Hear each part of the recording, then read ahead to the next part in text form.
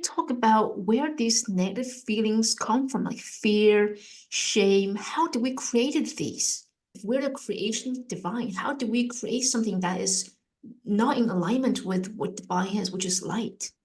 Yeah, it's such a good question. I mean, there's so many different ways to describe that. I mean, one is the original concept of separation from the divine.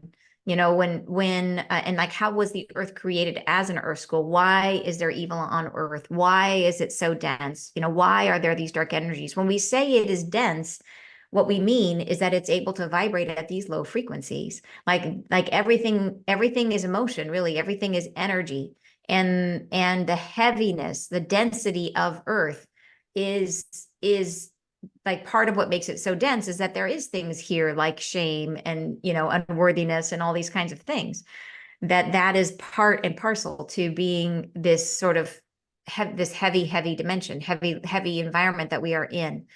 And how did it come? Like, how did we get evil on earth? Like, the angels haven't really, they've talked about, yes, there is evil on earth.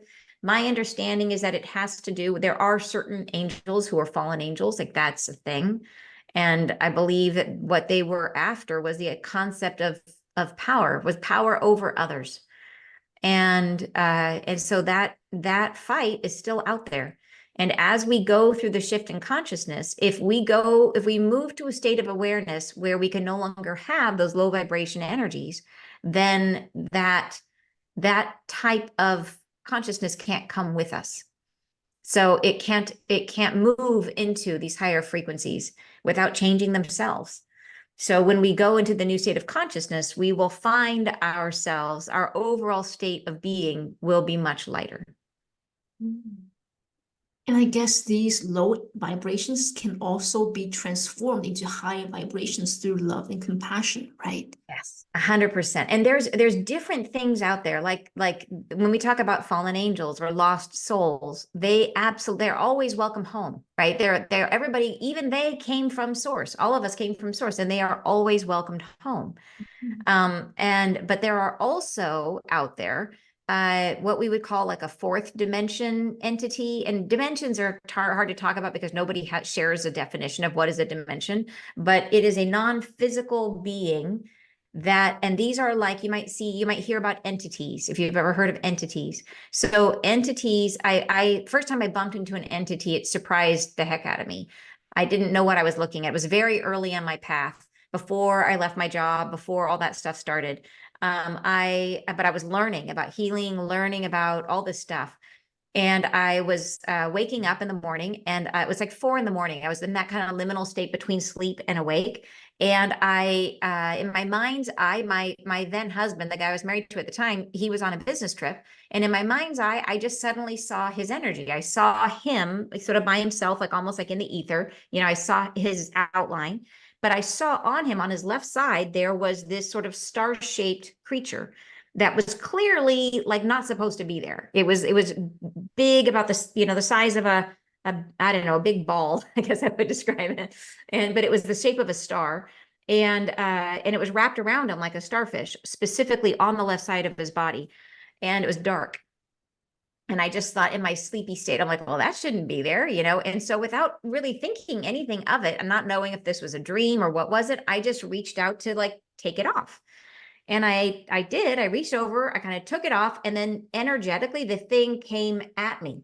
And it was so shocking. It threw me backwards, almost in a way, like almost like knocking the wind out of me, but in my sleep state. It was a physical, like, you know what I mean? Where you felt this thing coming towards me. And then almost instinctively, I had literally just had a session with somebody for the first time, like 2 days before, where they had taught me about the violet flame, which is a healing tool. And almost instinctively, boom, I made this violet flame in this experience I was having. It's like it just kind of like it just happened. It's like boom, violet flame. And as soon as I did, that thing skirted away. It like ran away and it was gone. And I thought that was the weirdest experience ever. What was that? But I went back to sleep thinking, well, that was a weird dream, except that I had this very physical experience of this thing coming at me. It felt very real, but how could it be real? You know what I mean? It was so dreamy, so strange. So I go to sleep again, wake up the next morning, and then he calls me in the morning. He says, I do not know what happened to me last night. I feel like I was hit by a truck. And I realized, oh my gosh, that was real. Like that really did happen. I cleared an entity from him without even knowing what I was doing. And so then that brings a question, it's like, what the heck is an entity? And so learning and learning from other people and stuff like that, what I eventually came to discover is that they are they're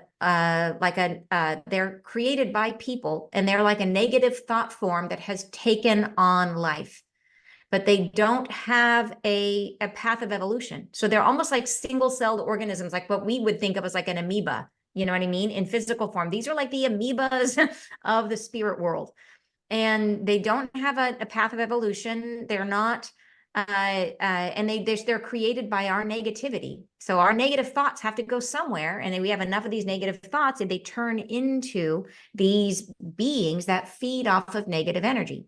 And they have no ill will towards us. There's not like they're trying to hurt us. What they eat is negative emotions. So they will attach themselves to someone who has negativity happening in their field, and they're very happy there, and they're just feeding. And they may, even because they're feeding on that emotion, they may impact you to make you actually feel more negativity. So for them, it's like lunch, they don't mean to be mean. So they're just creatures that are trying to live.